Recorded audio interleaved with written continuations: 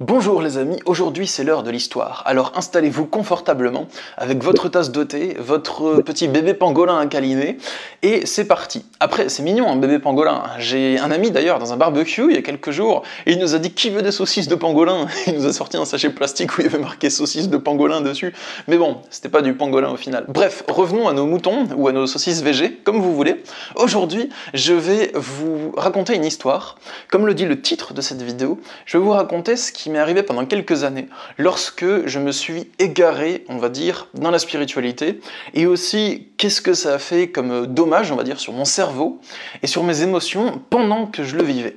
Pour vous situer le contexte, tout a commencé en 2015. À ce moment-là, j'avais plusieurs choses qui n'allaient pas dans ma vie.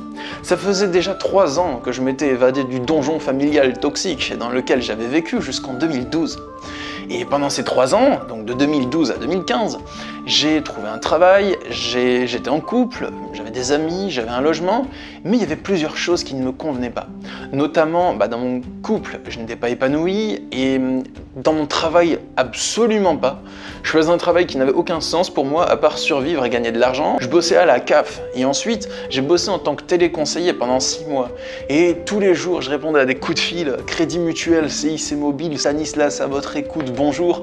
Oh mon Dieu, je sentais mon cerveau qui se reprogrammait la nuit pendant que je dormais. Je me réveillais à 4 h du matin pour répéter les phrases du travail. C'était hardcore. Bon, je sais, il y a pire comme job, je me plains pas, mais j'avais besoin d'autre chose. À ce moment-là, il se trouve que j'ai découvert tout ce qui se rapporte à la spiritualité, on va dire, qui est plus orientée vers le New Age, avec les guides spirituels, la loi d'attraction, le je n'existe pas, la quête de l'illumination, tout ce genre de choses. Et à ce moment-là, quand je le découvre, je plonge littéralement dedans. Ça y est, c'est comme si ça m'a totalement absorbé. Je suis passé de l'autre côté en fait. Ça y est, ça s'est produit en quelques semaines le changement et je commençais pas mal à m'intéresser à tout ça. Parce que après tout, c'est comme si je découvrais un nouvel univers dont je n'avais jamais entendu parler et jamais eu aucune connaissance. C'est comme si je découvrais un aspect caché du monde que personne ne m'avait jamais révélé. Et donc, je plonge dedans et je suis passé par plusieurs phases et c'est ça que je souhaite vous raconter. La première phase par laquelle je suis passé, c'est vraiment ce qu'on va appeler le spirituality boom en fait. Quand vous commencez à découvrir toutes les nouvelles notions, loi d'attraction, physique quantique, demande à l'univers, tout ce genre de trucs, et j'en apprends, et chaque jour j'en apprends encore plus, et encore plus, et encore plus, et je suis un peu avide de connaissances. Je dévore tous les bouquins qui me passent sous la main, je regarde des vidéos, et ainsi de suite. Rapidement, cette phase est passée, au bout de quelques mois. Et je suis passé par une autre phase qui était un peu plus malsaine pour moi-même, pas pour les autres, mais c'était toute la phase des côtés maître spirituel, non-dualité, le je n'existe pas et tous ces trucs-là. Donc j'y adhère, c'est tous les enseignements type Osho, Eckhart Tolle, Jiddu Krishnamurti, et j'essaye d'y adhérer, mais je me rends compte au fond de moi qu'il y a quelque chose qui ne marche pas. Mais au lieu de remettre en cause les enseignements de ces personnes, eh bien je me remets en cause moi-même, et je me dis que c'est moi qui ai un problème parce que je n'arrive pas à faire ce que ces personnes-là disent dans leurs enseignements. Pour ceux qui ne connaissent pas, c'est des gens qui vont fortement encourager à tendre vers le vide mental, c'est-à-dire plus de pensée, plus de désir, l'esprit vide, il n'y a plus de pensée dans l'esprit est au repos total, et pour eux c'est ça leur approche de l'illumination. Il y a même Osho qui a écrit un livre qui s'appelle le livre du rien. Donc en gros, ça encourage vraiment à déconstruire l'ego, et à arrêter de penser. Mais dans leur approche, ils encouragent à arrêter de penser brusquement. Pour eux, c'est quelque chose qui ne doit pas être fait progressivement et graduellement, mais c'est normalement au moment où tu as ta révélation, où tu regardes les choses correctement, où tu les constates correctement, eh bien, tu es censé arriver à arrêter de penser. Il y a un double phénomène pervers là-dedans, peut-être qu'ils pensaient à pas à mal, et que pour eux, c'est comme ça que ça se produit, mais pour moi, c'est pas la bonne approche. Le double phénomène pervers, c'est que déjà, pour eux, l'illumination, c'est de plus avoir de désir, c'est de plus penser, d'arrêter de penser, et en plus, c'est quelque chose qu'il faut atteindre. Donc pour eux, il y a un état de grâce suprême dans leurs enseignements, une sorte d'état de grâce, de joie et de félicité. C'est possible de cultiver cet état, et la finalité tend à supprimer le mécanisme de la pensée ou à l'arrêter. Et le deuxième phénomène pervers, c'est que c'est quelque chose qui est censé être atteint de manière nette et radicale, en une seule révélation, et qui n'est pas censé être un basculement progressif de la conscience. Quand j'adhérais à ce courant de pensée-là, à chaque fois que je me surprenais à trop penser, je contrôlais mon esprit, je me disais non, je dois pas penser, je dois contempler la nature et être zen. Et donc, il y avait une sorte de travail d'auto-sabotage permanent qui avait lieu à l'intérieur de moi-même. Je pensais à quelque chose, j'avais un désir, eh ben non, je ne devrais pas l'avoir, je ne devrais pas y penser, il faut que j'arrête le processus et que je me concentre sur la contemplation du vivant. Et ça, c'était une sorte de petite voix qui était tout le temps présente dans ma tête et qui contrôlait tout le temps mes pensées. Je croyais que ça me rendait heureux, mais dans les faits, j'étais pas plus joyeux, j'étais pas plus vivant, j'étais pas plus épanoui, j'étais pas plus en paix non plus, parce que tout le temps je bataillais contre moi-même pour flinguer ma pensée. Je suis sorti de cette phase-là en plusieurs étapes. La première étape, c'est à force d'observer ce qui se passe en moi, d'être conscient de tout ça, j'ai réussi à prendre conscience de cette partie de moi qui m'auto-censurait, et j'ai réussi à sortir de ce dogme, on va dire, et réfléchir par moi-même. Et je me suis dit, mais en fait, arrêter de penser, ça marche pas. On peut y arriver si on se concentre sur la respiration pendant 2 secondes, mais flinguer totalement le mécanisme de la pensée ne fonctionne pas. Et j'ai réussi à m'approprier de nouveau ma propre intelligence et à sortir de ce système de croyances-là. Et je me suis dit qu'en fait, arrêter de penser je pense, et oui je pense, que ce n'est pas du tout la finalité vers laquelle tendre.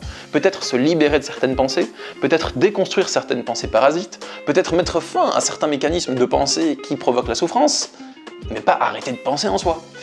Donc j'en suis sorti d'une certaine manière, mais j'avais encore cette partie de moi qui tendait à arrêter de penser, à chercher l'illumination et tous ces trucs-là. J'en suis sorti définitivement, on va dire, après mon expérience sous ayahuasca, que je vous ai raconté dans cette vidéo qui s'affiche à l'écran. Donc dans la vidéo de l'ayahuasca, je vous raconte que j'ai pris conscience de ce mécanisme, que c'était encore présent en moi, et que ça m'a permis de m'en détacher.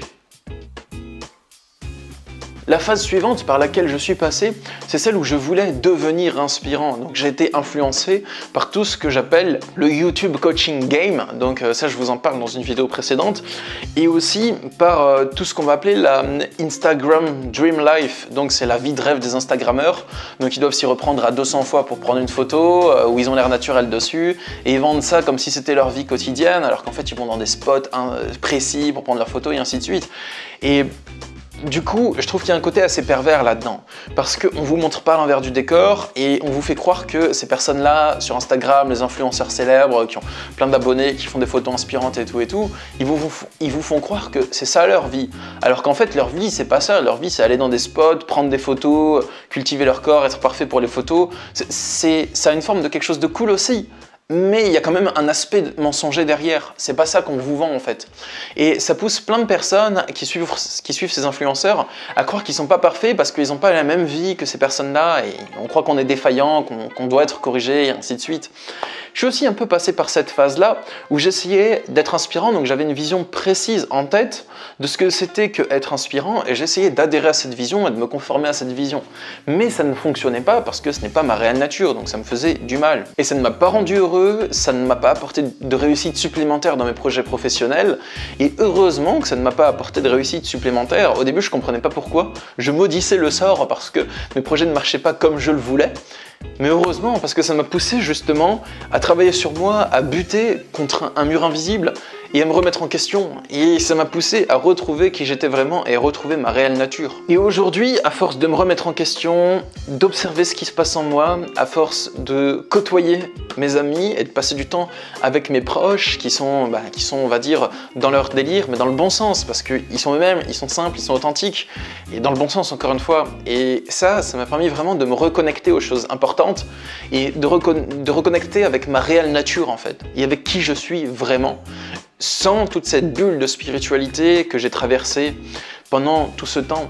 La spiritualité, attention, je dis pas que c'est quelque chose de mal ou quelque chose à bannir, mais simplement je vous raconte mon histoire dans le sens où j'ai l'impression que je me suis un peu perdu dedans et que ça m'a poussé à m'éloigner de mon authenticité et de ma réelle nature. Et je pense que dans la spiritualité, il y a du bon parce que ça vous propose des solutions, ça vous donne des croyances qui vous donnent de l'espoir. Des croyances pas au sens négatif du terme, on peut croire des choses qui sont vraies. Je parle pas d'illusions, je parle simplement de croyances. Et la spiritualité, ça vous donne aussi peut-être des rencontres avec des personnes qui pensent comme vous, ça vous pousse aussi peut-être à travailler sur vous, à dépasser des émotions de souffrance. Moi, c'est ce que ça m'a apporté. Au début, avant de rentrer dans toute cette bulle de spiritualité, j'avais une vie simple en fait. J'aimais bien la pop culture, les mangas, les comics, les jeux de stratégie, les jeux de cartes, mes amis. Et ensuite je me suis éloigné, j'ai mis tout ça de côté, je suis rentré dans une bulle de spiritualité. Ça m'a permis de régler certains problèmes que j'avais dans ma vie, de me pousser, de me challenger, d'avancer. mais en même temps je me suis éloigné de beaucoup de parties de moi-même que j'aimais avant. Donc maintenant je vais trouver un juste milieu où je continue à faire du travail sur moi, à dépasser mes blocages, à améliorer ma vie, mais tout en me reconnectant à qui je suis et mélangeant tout ça dans ma recette, on va dire. Donc je suis pas un random life coach, je suis moi-même et c'est ce que je veux vous partager au travers de mes vidéos. J'espère que cette histoire a pu vous apporter quelque chose, vous apporter une énergie, vous apporter une compréhension, une vision des choses. Voilà. Ça me ferait très plaisir que vous me disiez dans les commentaires si ça vous a plu et ce que vous en avez pensé les amis. J'aimerais beaucoup avoir votre retour dans les commentaires là-dessus. Si cette vidéo vous a plu, abonnez-vous à ma chaîne YouTube pour être notifié des prochaines vidéos. Et sachez que je suis toujours disponible pour mes consultations de coaching en développement personnel pour vous accompagner à dépasser vos propres difficultés. Il y a le lien dans la description. Moi je vous souhaite une bonne journée, je vous dis courage, force à vous et à bientôt pour de prochaines vidéos. Au revoir.